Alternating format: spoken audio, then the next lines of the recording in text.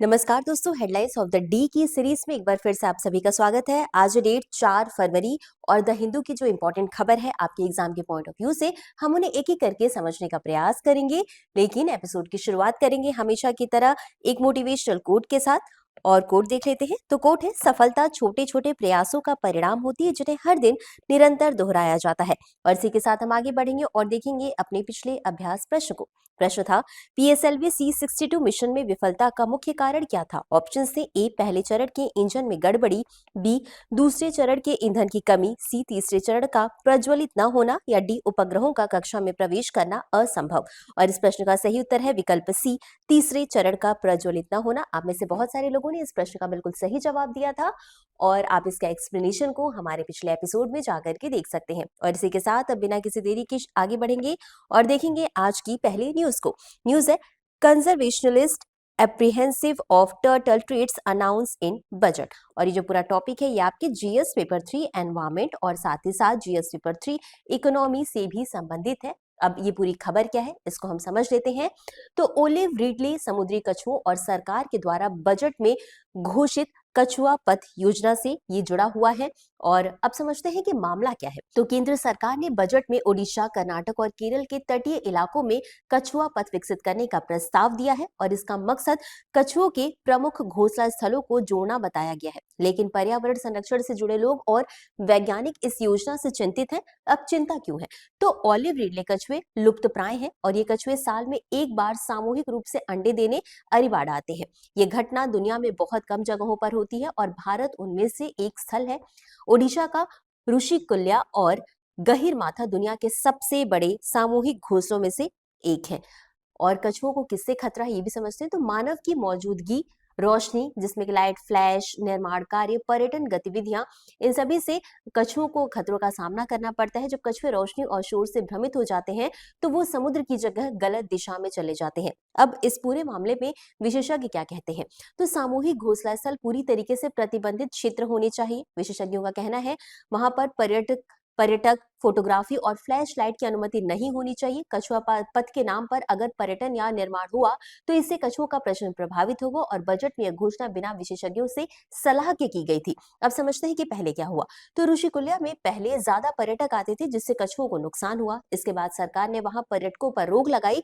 पिछले साल यहाँ पर 7 लाख कछुओं ने अंडे दिए, जो कि एक रिकॉर्ड है अपने आप में। संरक्षणवादियों की मांग है कि पर्यटन योजनाओं की जगह कड़े संरक्षण उपाय किए जाएं, मछली पकड़ने पर रोक को सही ढंग से लागू किया जाए, स्पीड बोट निगरानी और कानून व्यवस्था को मजबूत किया जाए। अब कछुआ पथ को लेकर डर ये भी है कि कहीं यह संरक्षण के नाम पर पर्यटन न बन जाए। और कछुओं की सुरक्षा के लिए इंसानों की दूरी जरूरी है, न कि संरचनाएं। और इस लिहाज से ये इंपॉर्टेंट हो जाती है न्यूज। और इसी के साथ आगे बढ़ेंगे, अपनी अगली न्यूज को देखेंगे। तो न्यूज है, Telangana witness steady rise in cancer cases, doctor stress early detection. Topic है जीएस पेपर 3 हेल्थ से संबंधित।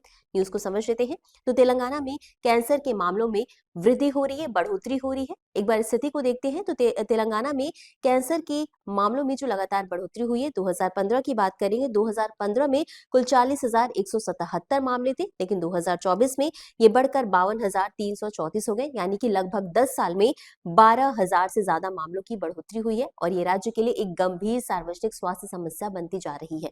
आप सभी को बता दें कि आज यानी 4 फरवरी को विश्व कैंसर दिवस मनाया जाता है और इस संदर्भ में डॉक्टरों ने ये कहा है कि जल्दी जांच यानी कि अर्ली डायग्नोसिस, स्क्रीनिंग, लोगों में जागरूकता को और मजबूत करने की जरूरत है। अब पहले की तुलना में ज्यादा मरीज शुरुआती स्टेज में आ रहे हैं। पहले लोग तीसरे या चौथे स्टेज में आते थे जब इलाज मुश्किल होता था, लेकिन अब लोग जल्दी डॉक्टर से संपर्क कर रहे हैं और ये एक सकारात्मक संकेत भी है। हैदराबाद के MNJ कैंसर अस्पताल में रोज लगभग 100 नए कैंसर मरीज आ रहे हैं और इसमें बच्चे, वयस्क, ब्लड कैंसर और ट्यूमर सभी शामिल हैं। सिर और गर्दन के कैंसर की बात करें तो इसका मुख्य कारण जो है वो तंबाकू चबाना है। तंबाकू चबाने से सिर और गर्दन में कैंसर होता है। वहीं महिलाओं में स्तन कैंसर बहुत आम है और गर्भाशय ग्रीवा यानी कि सर्वाइकल कैंसर जो है शुरुआत में पता चले तो रोका और ठीक किया जा सकता है, लेकिन कई महिलाएं बहुत देर से तीसरे या चौथे स्टेज में अस्पताल पहुंचती हैं, जो कि एक काफी गंभीर स्थिति है। अब एक बार बात कर लेते हैं विश्व कैंसर दिवस 2026 की। तो प्रतिवर्ष 4 फरवरी को विश्व कैंसर दिवस मनाया जाता है और इस वर्ष का जो विषय है अद्वितीयता से एकजुट है। और ये अंतर्राष्ट्रीय कैंसर नियंत्रण संघ द्वारा संचालित 3 वर्षीय अभियान यानी कि 2025 से 2027 तक 3 वर्षीय अभियान का हिस्सा है। और ये विषय प्रत्येक कैंसर रोगी के अद्वितीय व्यक्तिगत अनुभव को उजागर करता है, सभी के लिए कैंसर देखभाल में सुधार लाने के लिए एक वैश्विक एकजुट प्रयास को भी प्रोत्साहित करता है। अब एक बार इसकी इतिहास को समझ लेते हैं। तो इस दिवस की यानी विश्व कैंसर दिवस की स्थापना 2000 में फ्रांस के पेरिस में आयोजित किया गया था। नव शताब्दी के लिए कैंसर के खिलाफ विश्व कैंसर शिखर सम्मेलन के दौरान इसकी स्थापना की गई थी। शिखर सम्मेलन में पेरिस अगेंस्ट कैंसर चार्टर को अपनाया गया, जिसमें कि कैंसर के मामलों और मौतों को कम करने के लिए वैश्विक सहयोग का आह्वान किया गया। अंतर्राष्ट्रीय कैंसर नियंत्रण संघ को विश्व कैंसर दिवस का वैश्विक स्तर पर नेतृत्व और समन्वय करने की जिम्मेदारी दी गई।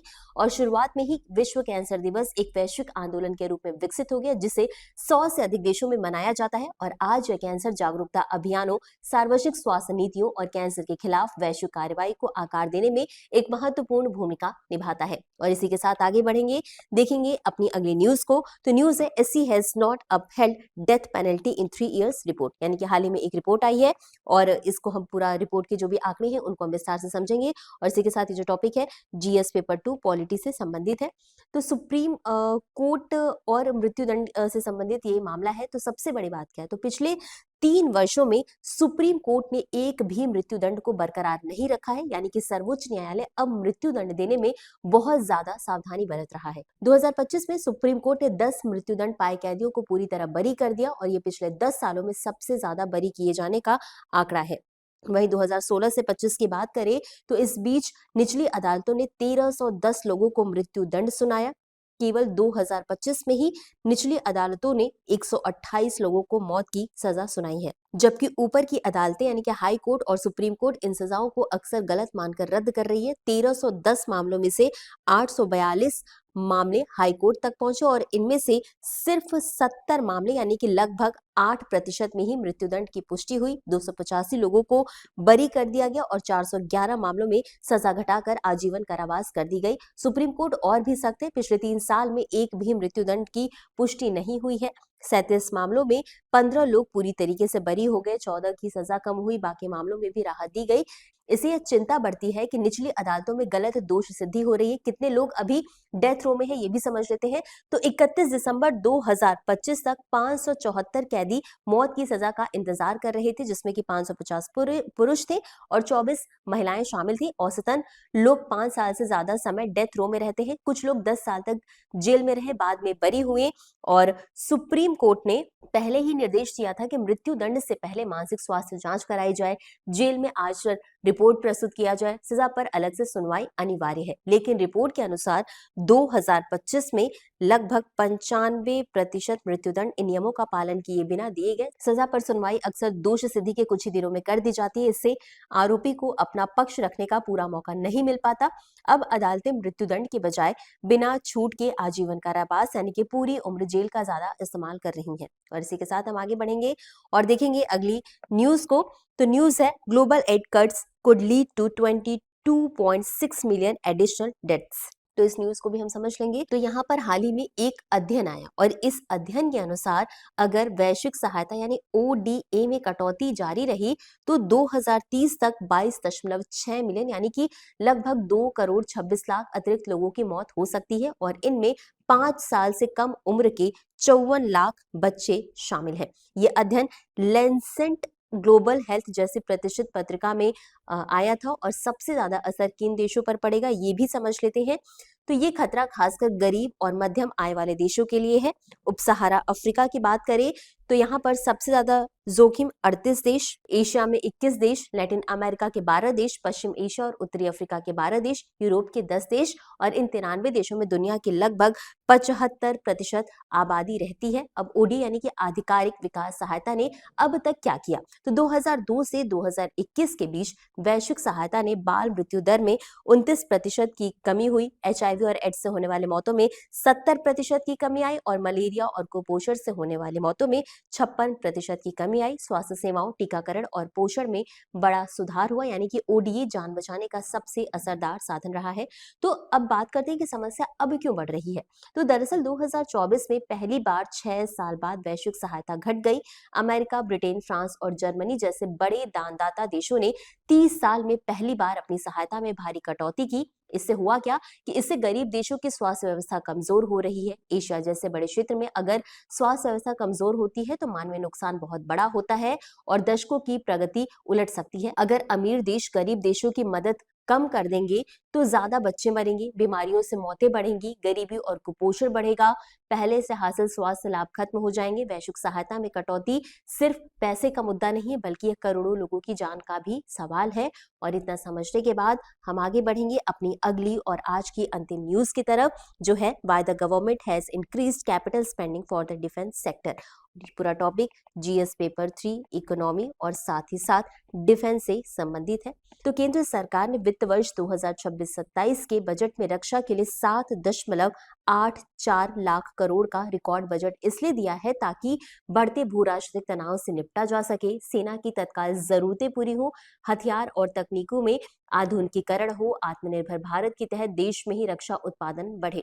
अब समझते हैं कि आखिर पूंजीगत व्यय होता क्या है। तो हथियार, टैंक, जहाज, विमान, मिसाइल, ड्रोन जैसी महंगी और दीर्घकालीन चीजों पर यह खर्च सेना को आधुनिक और ताकतवर बनाता है। इसके विपरीत राजस्व व्यय में वेतन, पेंशन, भत्ते शामिल होते हैं। लंबे समय से ये समस्या यह थी कि वेतन, पेंशन पर ज्यादा पैसा जाता था और हथियारों के लिए कम बचता था। रक्षा बजट में पूंजीगत व्यय बढ़ा करके 2.19 लाख करोड़ रुपए हो गया है और यह कुल रक्षा बजट का 27.9% है।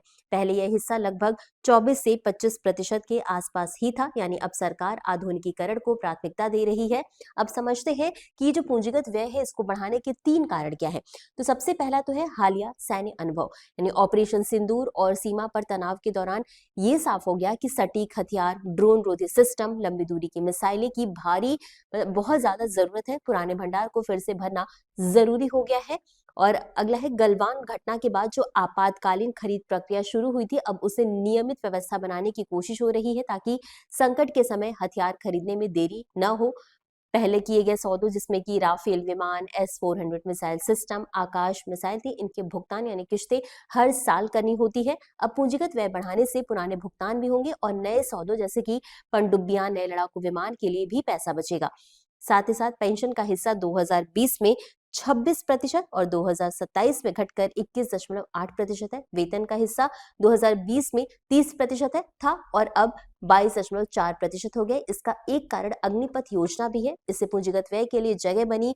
सरकार ने ये तय किया कि पूंजीगत अधिग्रहण बजट का 75% घरेलू उद्योग से ही खरीदा जाएगा। इसका फायदा रक्षा पीएसयू, निजी कंपनियां, रोजगार, तकनीकी विकास में देखने को मिलेगा। अब सवाल ये है कि क्या भारतीय कंपनियां समय पर और गुणवत्ता के साथ हथियार दे पाएंगी। युद्ध जैसी स्थिति में देर की कोई गुंजाइश नहीं होती, इसलिए अब उद्योग पर जिम्मेदारी और दबाव दोनों बढ़ गए हैं। सरकार ने रक्षा क्षेत्र में पूंजीगत व्यय इसलिए बढ़ाया है ताकि भारत की सैन्य तैयारियों को मजबूत किया जा सके, आधुनिक हथियारों की कमी दूर हो, घरेलू रक्षा उद्योग को बढ़ावा मिले और भारत दीर्घकाल में एक आत्मनिर्भर और शक्तिशाली रक्षा शक्ति बन सके। और इसी के साथ ये था आज का हमारा पूरा डिस्कशन। अब आगे बढ़ेंगे और देख लेंगे आज के अभ्यास प्रश्न को।